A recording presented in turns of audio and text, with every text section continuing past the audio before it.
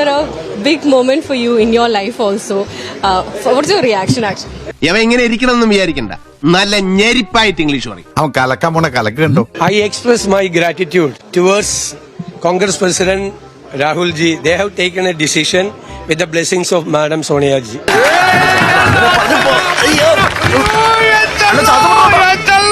We will change Kerala.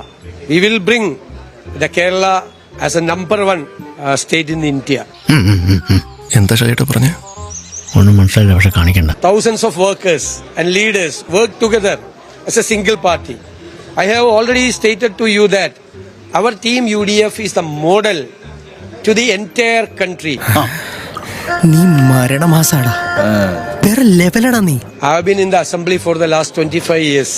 My party has given me a chance, but somebody is not getting that opportunity. That is happening everywhere in all the parties. ഈ അപ്പൻ എന്താ ഈ കാണിക്കുന്നത്? ഇതൊക്കെ നമ്മുടെ കൈ കിട്ടണമായിരുന്നു, അടിച്ച് കാലക്ക് കൈ കൊടുത്തേനെ. Very special guest, the Kerala Education Minister and Senior Left Leader, Mr. Shivankutty. Thank you so much for joining us on the Yatra, sir. I saw you campaigning. It's a That's why, in fact, I took my decision to arrange the marriage at the earliest. very hectic campaign. 2 terms the LDF has been in power. What do you think the election is about? No. English വേണ്ട. നീ ആര് സായിപ്പിനുണ്ടായതാ? മുടിഞ്ഞ English എനിക്കൊന്നും മനസ്സിലാവുന്നില്ല. Careful. എന്താ ഷൈട്ട് പറഞ്ഞേ? ഒന്നും മനസ്സിലായില്ല, പക്ഷെ കാണിക്കണ്ട. What are the key issues this election for the people? What is the left going with in the elections? സാറിനോട് ഇംഗ്ലീഷ് പറയും, സാറിന് പിടിയിട്ടില്ല, അത്രയല്ലേ ഉള്ളൂ. ഇനി മേലെ എന്നോട് ചോദിക്കാൻ സാറിനോട് ഇംഗ്ലീഷ് പറഞ്ഞാലുണ്ടല്ലേ. അയാൾ എന്താണ് പറഞ്ഞത്? ഇംഗ്ലീഷ് ആയതുകൊണ്ട് എനിക്കൊന്നും മനസ്സിലായില്ല. നീ ചിലരുടെ പട്ടി ആദ്യം ഇംഗ്ലീഷ് പറഞ്ഞു. കഴിഞ്ഞ നാളത്തെ പറഞ്ഞ ഡയലോഗായിരുന്നു. ഒരു സ്റ്റാൻഡേർഡ് തന്തയും വേണ്ടി തട്ടിയതാ. രണ്ടാമത്തെ പിണറായി ഗവൺമെന്റാണ്.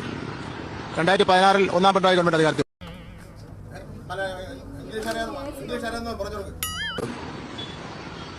5 വർഷക്കാലം ഒരുപാട് പ്രശ്നങ്ങളുണ്ടായിരുന്നു. മന്ത്രി ശിവൻകുട്ടി ഇത്രയും വിവരദോഷികളെ ഉൾക്കൊള്ളിച്ചിട്ടുള്ള ഒരു മന്ത്രിസഭ ഈ കേരളത്തിന്റെ ചരിത്രത്തിലില്ല. മലയാളം മാത്രമേ പറയൂ, കാരണം മറ്റു ഭാഷകൾ അറിയില്ല.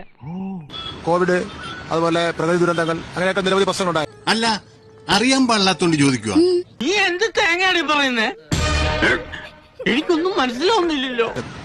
ആ പ്രശ്നങ്ങളൊക്കെ തന്നെ പരിഹാരം കണ്ടുകൊണ്ടാണ് രണ്ടാമത് വീണ്ടും 5 വർഷക്കാലം പൂർത്തീകരിച്ച് മത്സരിക്കുന്നത്. ഞാൻ ഈ ലണ്ടനിൽ പഠിച്ചതുകൊണ്ട് ഇമാതിരി കച്ചട ഇംഗ്ലീഷൊന്നും എനിക്ക് വഴങ്ങില്ല.